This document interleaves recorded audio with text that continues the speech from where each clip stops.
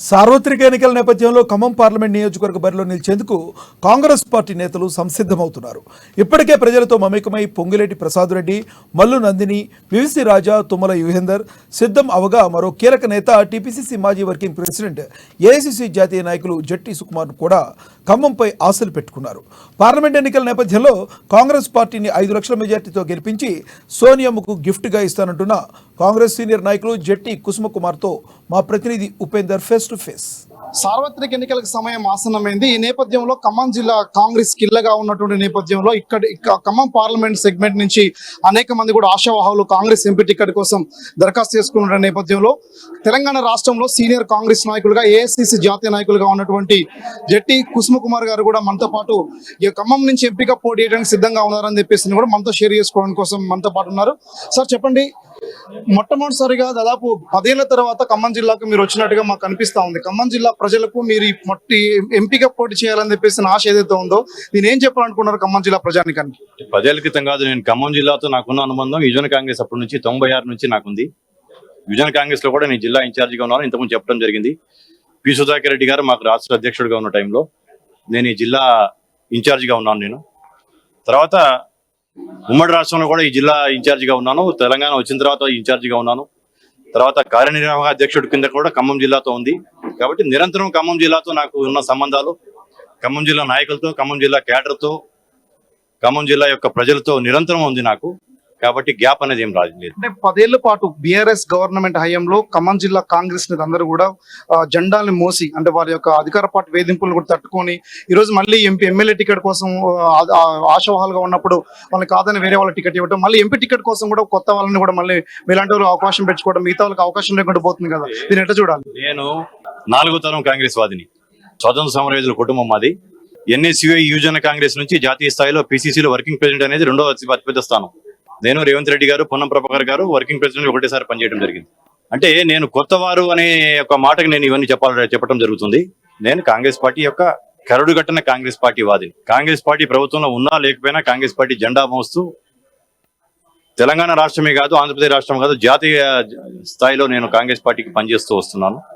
Congress party Khammam జిల్లా అనేది Congress party యొక్క కంచుకోట. మేము ఇంకా దాన్ని బలపరచడానికి మేము ఇంకా మా యొక్క ఆసక్తికి హైకమాండ్కి చెప్పాం. హైకమాండ్ నిర్ణయిస్తుంది. హైకమాండ్ ఎవరికి సీట్ ఇచ్చినా కానీ అందరం కలిసి పనిచేస్తాం. అంటే ఖమ్మం జిల్లా నుంచి ఇప్పటికే 3 మంత్రులు ప్రాతినిధ్యం వహిస్తా ఉన్నారు. ఈ 3 కుటుంబాల నుంచి కూడా సభ్యులు మేము ఎంపీ టికెట్ మాకే వస్తుందని చెప్పేసి ఆశాభావంతో కూడా ఇప్పటికే పనిచేస్తున్న నేపథ్యంలో కుసుమకుమార్ గారు కూడా అదే రకంగా ఆశాభావం వ్యక్తం చేస్తున్నారు. అధిష్టానం తన టికెట్ ఇస్తుందని చెప్పేసి. అందరికీ టికెట్ ఎవరికి రాబోతా ఉంది, ఎవరు గెలుపు కోసం ఎట్లా పనిచేయబోతా ఉన్నారు? అంటే అప్లై చేసిన వాళ్ళల్లో ఎవరికైనా అధిష్టానం ఇవ్వచ్చు. అధిష్టానం ఇంతకుముందే చెప్పడం జరిగింది, మరీ చెప్పడం జరుగుతుంది. అధిష్టానం ఎవరికి నిర్ణయించినా అప్లై చేసిన ప్రతి ఒక్కళ్ళు వాళ్ళకి వస్తుంది. వాళ్ళకి ఎందుకు ఇవ్వాలనేది వాళ్ళ దగ్గర వారి యొక్క ఒక వర్షన్ ఉంటుంది.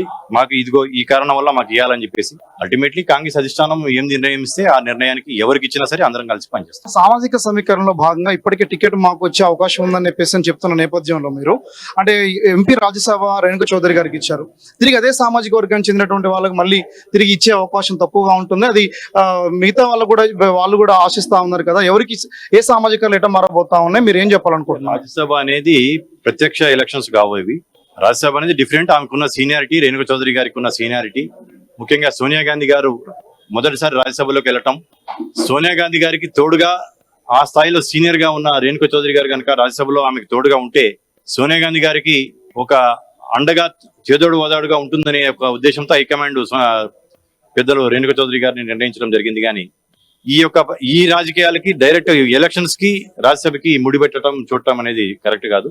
ఇది డైరెక్ట్ గా 17 పార్లమెంట్ ఉన్నాయి. 17 పార్లమెంట్ లో ఏ సామాజిక వర్గానికి ఎంత శాతం ఉంటుంది, దానికి వాళ్ళ యొక్క ప్రాతినిధ్యం అనేది ఎట్లుంటుంది అనేది పార్టీ నిర్ణయిస్తుంది. అంటే ప్రధానంగా 2 ముఖ్యమైన నాయకులు ఖమ్మం జిల్లాలో ప్రాతినిధ్యం వహిస్తున్నారు. అటు తుమ్మల నాగేశ్వరరావు కావచ్చు, పొంగులేటి శ్రీనివాసరెడ్డి గారు కావచ్చు. వీళ్ళిద్దరు కూడా మీరు గతంలో ఖమ్మం జిల్లా ఇన్ఛార్జ్ గా ఉండడం కంటే ముందు కాంగ్రెస్ లో లేరు.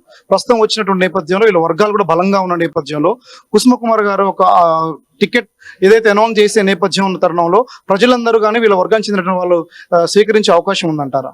అంటే నాకు తుమ్మల నాగేశ్వరరావు గారు చాలా సీనియర్ నాయకులు. ఈ రాష్ట్రంలోనే కాకుండా ఉమ్మడి రాష్ట్రంలో కూడా అత్యధిక సంవత్సరాలు మంత్రిగా పనిచేసిన అనుభవం ఉన్న నాయకుడు ఆయన.